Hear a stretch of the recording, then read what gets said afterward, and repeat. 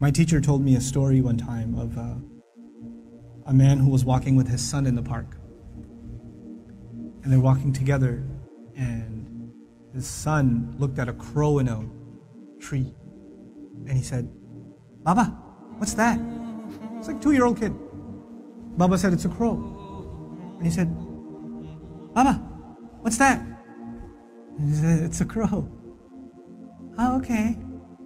"Baba, what's that?" "It's a crow." "Oh, a crow. What's that?" "It's a crow." It went on for 10 minutes. He asked him 30 times, he counted. Dad kept a score, and he put it in his little journal. "My son, today we were walking in the park, asked me about a crow 30 times.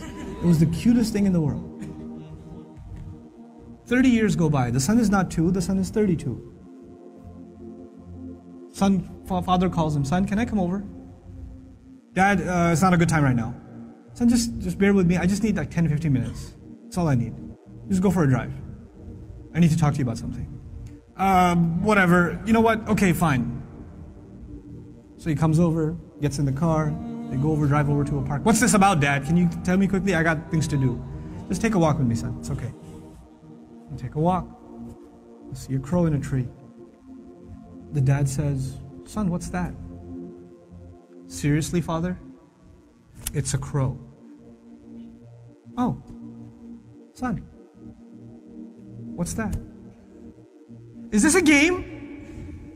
I have things to do, okay? It's a crow. You can't see, I just got you new glasses last month. Why is this happening to me? Dad, why are you so difficult? I don't understand what the problem is. Just tell me what you really want.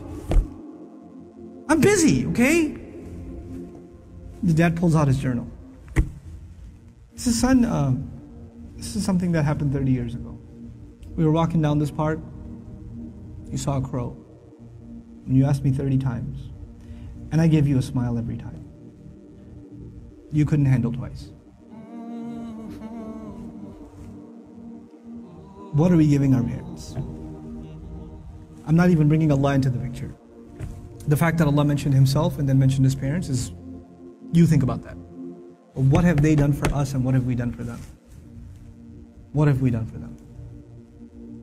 How many parents leave, like their children are in ICUs, and they stand there and hovering over this little glass box with a baby inside, 24 hours a day, 7 days a week, standing in a hospital, not even sitting down, standing in a hospital. Like feeding off of like vending machines. And that same kid grows up and doesn't have the time to call. That same kid. You know? How many mothers almost died giving birth? Almost died giving birth. And now it's so difficult to respond to her call. Or to just give her just a couple of minutes a day.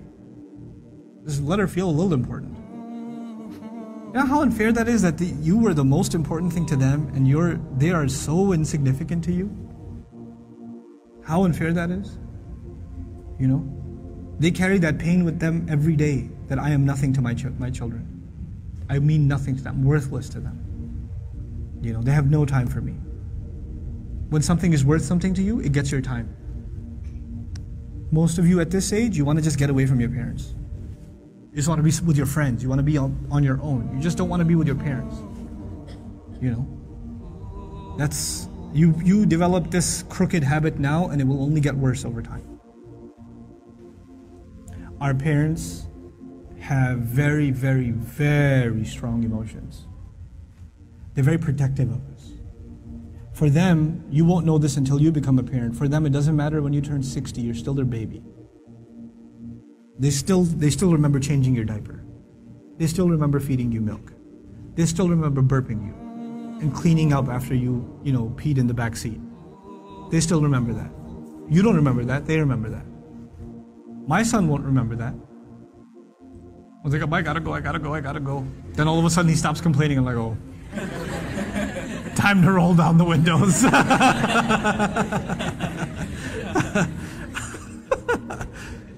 You know. Then he starts talking about what toy are we gonna get for Eid. I'm like, oh, okay. This has not been a good day for the car. But when he's graduating college, and when one day he's getting married, and one day he has his own, he's not going to remember that. But guess who'll never forget? I'll never forget. I'll never forget carrying him into a bathroom, cleaning him up, changing his clothes. Abba, put the Spider-Man pajamas on. He won't remember any of that. I will. And that same kid, when he's talking back to me one day, when he's telling me, Dad, I just don't understand you, okay? I don't have time right now. And he does, it's gonna hurt, man. It's gonna hurt. That's what you do to your parents. That's what I do to my parents. They were our life. They gave up their life for us. Our parents gave up careers for us. Our parents gave up vacations for us. Our parents gave up friends for us. You know that? I know that now. I didn't know that then. They had their entire life planned until you came along. And then you became their plan. You became everything. And you have the nerve. One thing doesn't go your way. You hear one thing you don't want to hear. You snap back at them. It says, we're not even talking about Islam right now. We're just talking about decency, man. Just decency. What have they done for you, and what you give them back is so unfair. It is so unfair. My dad's so annoying. My mom's so this. They're always mad. They're never happy. They're this, they're that. What are you? What about you? I'm telling you, I can't say this enough times. If you don't earn your parents' du'as, nothing good will come of your life. Nothing good will come of your life if they're not happy with you. If you haven't done everything you can to make them happy. And never give them, you haven't, in all honesty, sometimes parents can be unfair. They're human beings, they can be unfair too.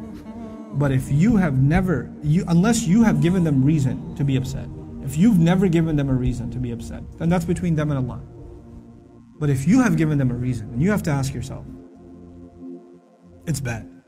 It's really, really bad.